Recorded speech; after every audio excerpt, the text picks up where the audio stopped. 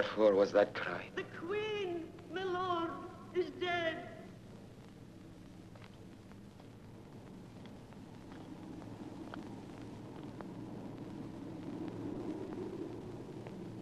She should have died hereafter. There would have been a time for such a word. Tomorrow, and tomorrow, and tomorrow creeps in this petty pace from day to day to the last syllable of recorded time. And all our yesterdays have lighted fools the way to dusty death. Out. Out. Brief candle. Macbeth ne filme pas les sorcières. Moi qui fais jouer Macbeth au théâtre, je filme les sorcières, justement pour qu'il y ait un grand décalage.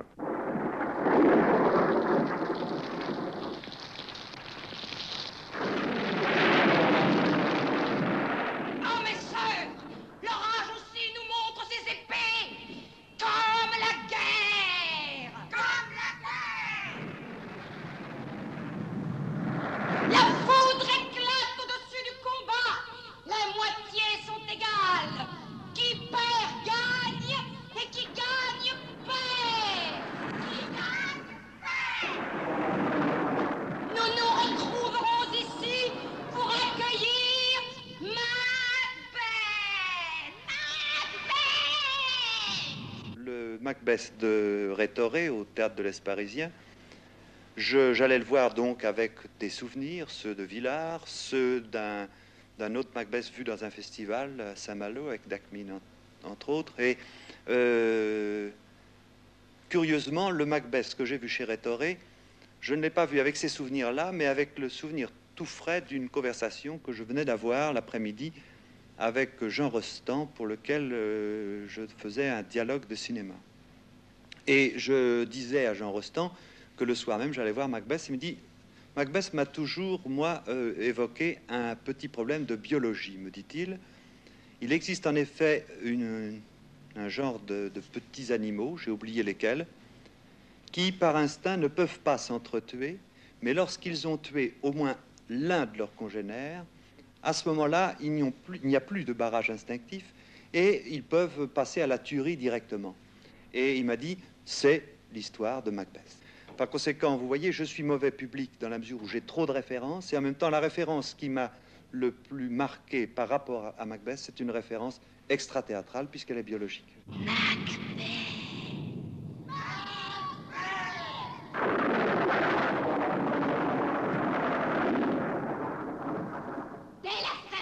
Dès la fin du carnage, dans l'air immonde, planons sur le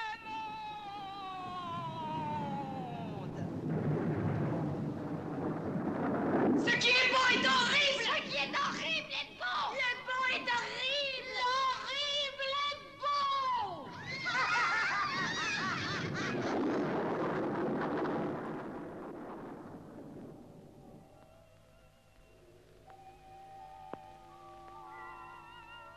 Trouble, trouble, toil and trouble, fire burn and cauldron bubble. Pouring cow's blood that hath eaten her 9 farrow.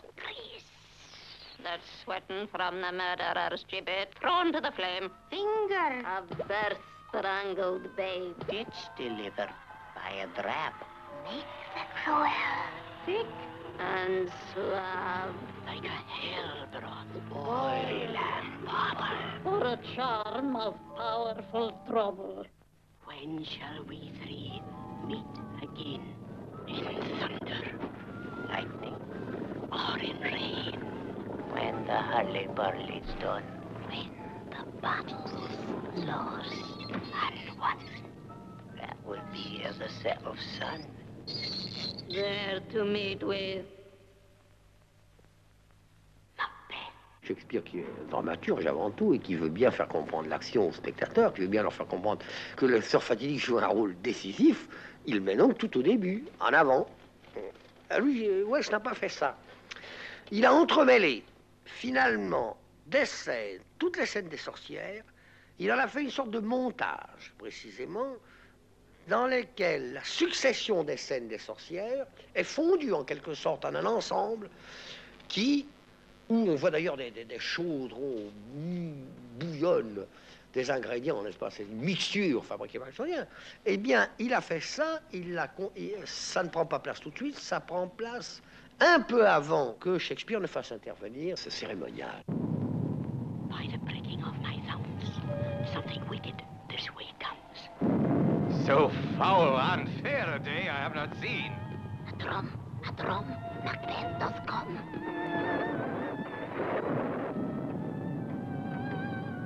All hail, Macbeth!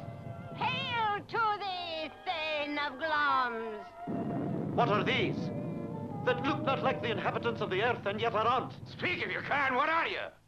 Hail! What is to do? Hail! Hail! Hail to thee, Thane of Cawdor! All hail, Macbeth!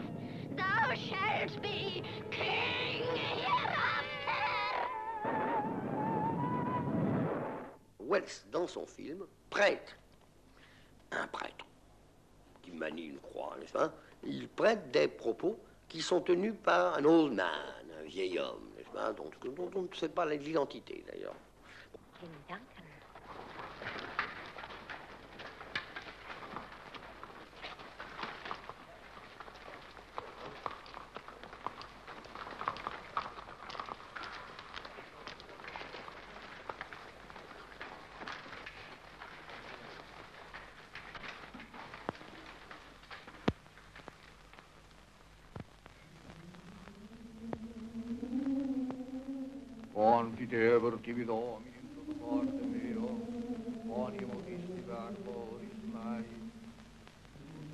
When Duncan is asleep, whereto the rather shall his day's hard journey soundly invite him?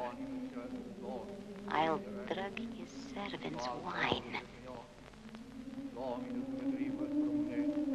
Domine misericordia tua in seculum, opera manum tuarum nec espicias. Amen. King Duncan is my kinsman. He hath borne his faculties so meek, hath been so clear in his great office, that his virtues will plead like angels, trumpet-tongued against the deep damnation of his taking on, and pity like a naked newborn babe, striding the blast toward heaven's cherubim, horsed upon the sightless couriers of the air, shall blow the horrid deed in every eye. The tears shall drown the wind. Toujours en vertu de sa théorie suivant laquelle il faut restituer le caractère profondément sauvage et profondément archaïque de la pièce, il confère donc à la pièce une signification qu'elle n'a pas, c'est-à-dire une signification catholique. St. Michael the Archangel be our safeguard against the wiles and wickedness of the devil. Do thou, O Prince of the heavenly host, by the divine power, thrust into hell Satan and the other evil spirits, who roam through the world seeking the ruin of souls. Amen.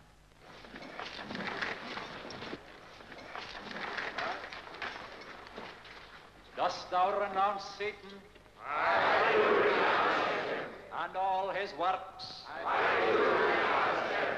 And all his pomp? I do renounce him.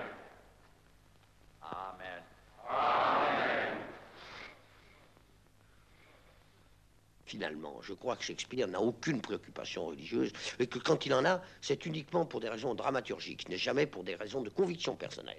Et ça, pour une fois, je suis d'accord avec Claudel, quand il dit que Dieu est étrangement absent des pièces de Shakespeare, c'est absolument exact. Il y a une variable essentielle, c'est l'époque. Il est évident que chaque époque a une façon de recevoir, de faire résonner une œuvre, et notamment la situation politique ou sociale.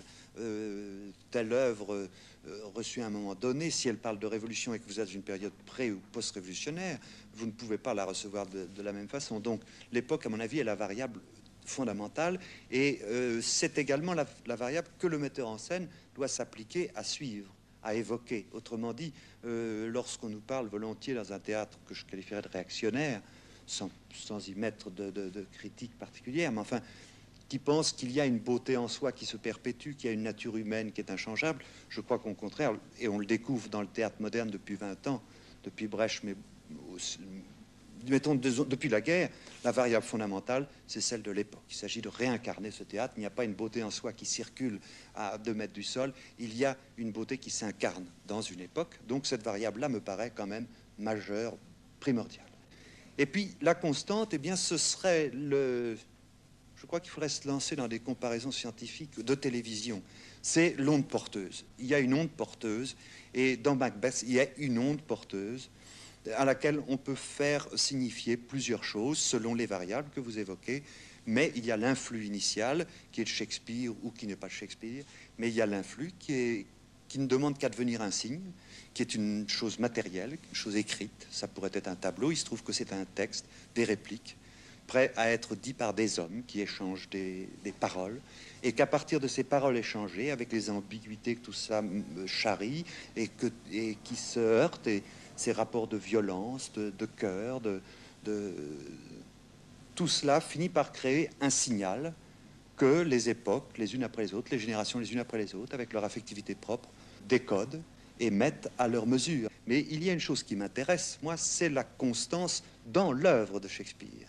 Et notamment, je parlais tout à l'heure de l'infrahumanité qu'on retrouve dans toutes les pièces de Shakespeare, et j'avoue que je ne peux plus voir Macbeth et je ne peux plus voir la plupart des pièces de Shakespeare sans penser à cette infra-humanité, cette référence zoologique presque qu'il y a toujours chez Shakespeare, c'est-à-dire cette barbarie, cette sauvagerie qui est prête à exploser, qui vient continuellement à l'accomplissement, enfin qui se substitue à un vague rêve d'humanité, de sagesse, d'amour, etc.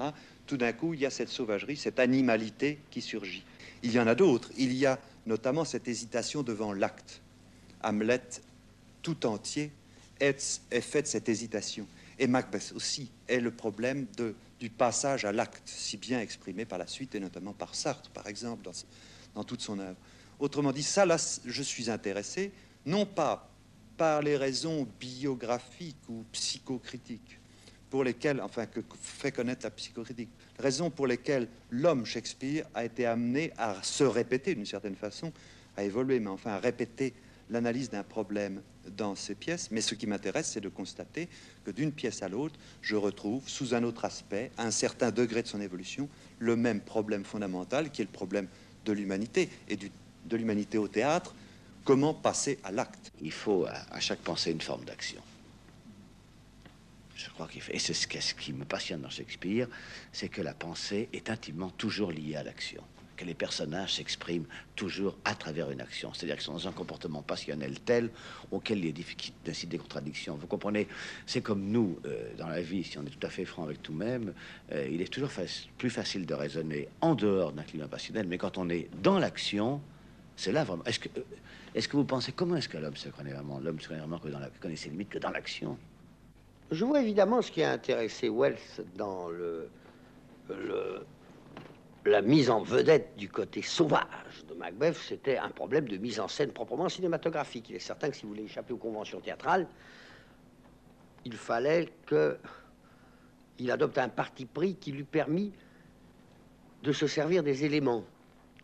Et effectivement, de ce point de vue-là, son film est intéressant parce que le conflit des éléments naturels, plutôt le rapport des éléments naturels, la nuit, l'orage, des choses comme ça, avec les sentiments qui se déroulent à l'intérieur des personnages, eh bien, ce rapport peut très bien être encore mieux montré dans une mise en scène qui efface tout le côté civilisé, tout le côté un peu guindé de la période élisabéthaine, au profit d'une période historique où, évidemment, on n'avait pas de tels scrupules, où les sentiments se montraient beaucoup plus à nu. Et alors, comme il avait très bien vu qu'effectivement, il y a toujours dans Shakespeare plusieurs niveaux, et que le niveau des plus conflits entre les éléments, la lutte du jour et de la nuit et du jour, est très important, Il avait donc pensé, et mon Dieu, d'une manière un peu assez justement, qu'une mise en scène sauvage, une mise en scène qui insisterait sur le côté sauvage, troglodytique en quelque sorte, de Macbeth, servirait cette mise en évidence du rôle fondamental des éléments. C'est d'ailleurs indiqué dans le texte de Shakespeare. À un moment, Macbeth dit à sa femme, quelle heure est-il? Et lui dit, il est l'heure où le jour lutte avec la nuit et on ne sait pas qui va l'emporter. It will have blood, they say. Blood will have blood. Stones have been known to move, and trees to speak. Augurs and understood relations have by magpies and choughs and rooks brought forth the secrets man of blood. Where is the night? Almost at odds with morning. Which is which? How sayest thou that Macduff denies his person? As our great bidding. Did you send to him, sir? I hear it by the way.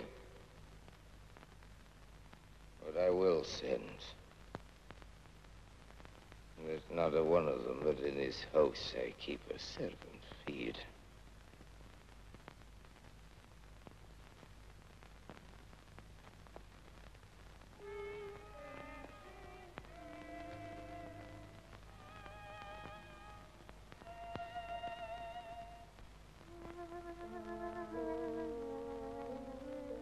Or shall they speak? For now I am bent to know by the worst means. The worst. How now, you secret black and midnight hags!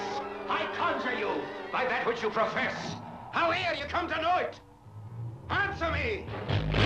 Though you untie the winds and let them fight against the churches, though yes, the waves confound and swallow navigation up, though grainy corn be lodged and trees blown down, though castles topple on their warriors' heads, though palaces and pyramids do slope their heads to their foundations, though the treasures of nature's garments tumble all together, even till destruction, secret, answer me!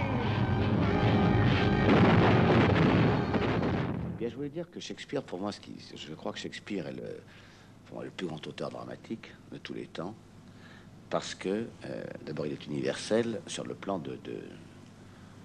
du moyen d'expression, si vous voulez. Regardez, je crois qu'il a parlons pas du théâtre, bon, la preuve est faite, mais que ce soit le cinéma ou la télévision, c'est le seul auteur classique qui a inspiré de grands cinéastes et qui a donné lieu à des films fantastiques. Et je crois qu'il ne perd rien à la télévision et en plus, il est toujours moderne.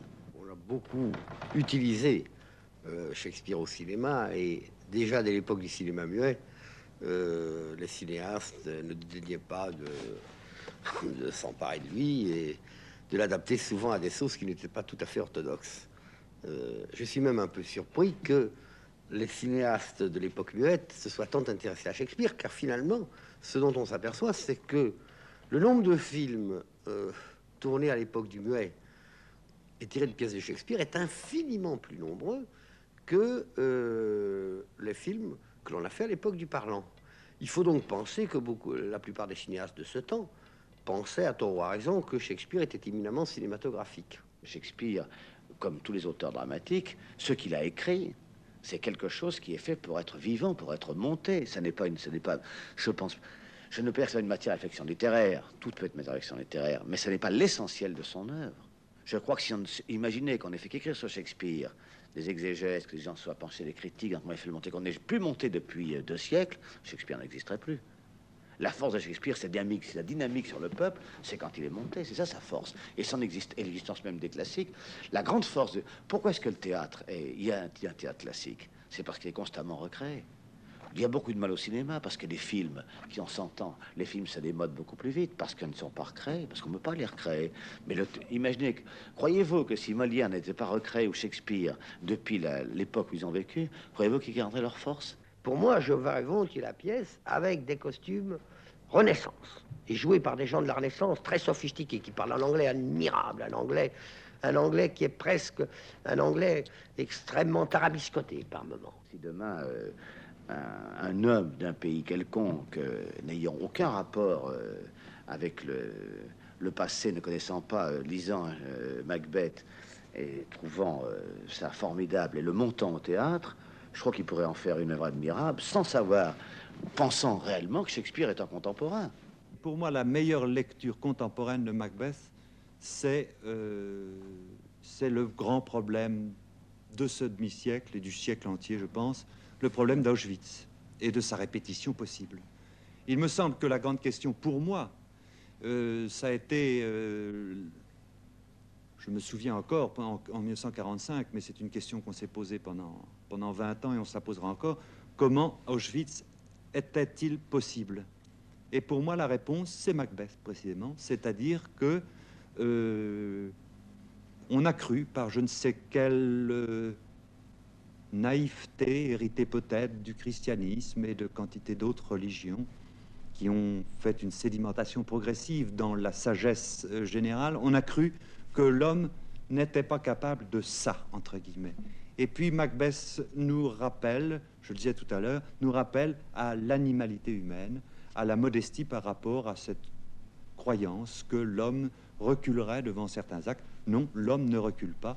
Autrement dit, ma mise en scène de Macbeth montrerait que l'homme ne recule pas et essaierait de montrer les exemples récents de ce fait évident que l'homme n'est arrêté par rien et surtout pas par la vue du sang. C'est si vrai que dans la rue, lorsque le sang coule, les gens ne s'en vont pas, ils arrivent, ils viennent voir. Et chez Macbeth, il y a cet attrait du sang, beaucoup plus que la fuite du sang. Autrement dit, la mort de l'homme, la mort du voisin, le cannibalisme, l'anthropophagie, tout ça, ce ne sont pas des chimères pour peuples arriérés, ce sont des choses qui font partie de notre patrimoine viscéral.